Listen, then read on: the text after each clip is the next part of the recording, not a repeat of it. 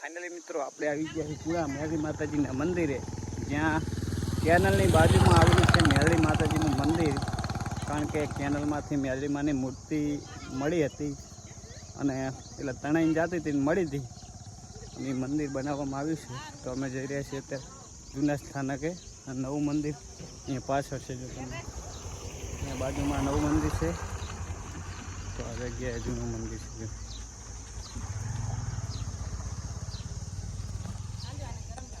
જો આ જૂનું સ્થાન છે અને સામે જે મંદિર દેખાય એ નવું મંદિર છે. અહીંયા બાજુમાં કેનલ છે ને, એ કેનલમાંથી મેરડી માતાજીની મૂર્તિ મળી હતી. અત્યારે તો કેનલ ખાલી છે.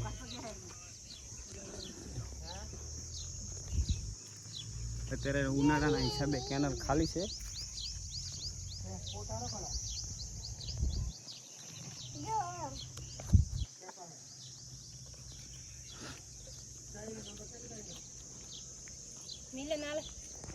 તો હવે આપણે જાશું નવા મંદિરે, જ્યાં જૂનું સ્થાન છે. તો આપણે નવા મંદિરે જવા દઈએ.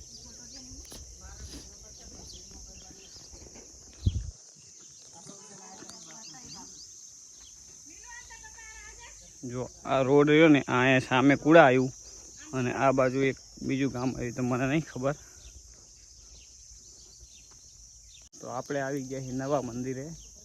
તો જો અહીંયા સરસ મજાની પહેલાં જ પરબ છે પાણીની, અને અહીંયા નવું મંદિર છે.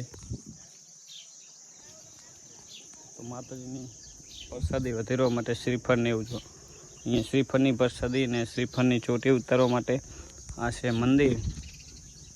તો ચલો હવે આપણે અંદર જઈએ.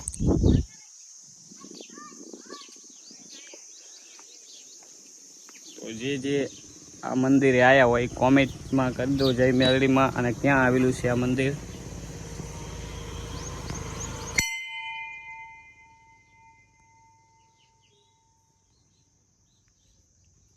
તો જે અંદર મૂર્તિ રહી એ મૂર્તિ કેનલની અંદરથી મળી આવી હતી. આવી રીતનું મંદિર છે. કોણ કોણ આ જગ્યાએ આવેલું છે મેરડી માતાજીના દર્શન કરવા માટે કોમેન્ટમાં લખજો, નામ, ગામ અને આ મંદિરે ક્યાં આવ્યું એ પણ કોમેન્ટમાં લખી નાખજો.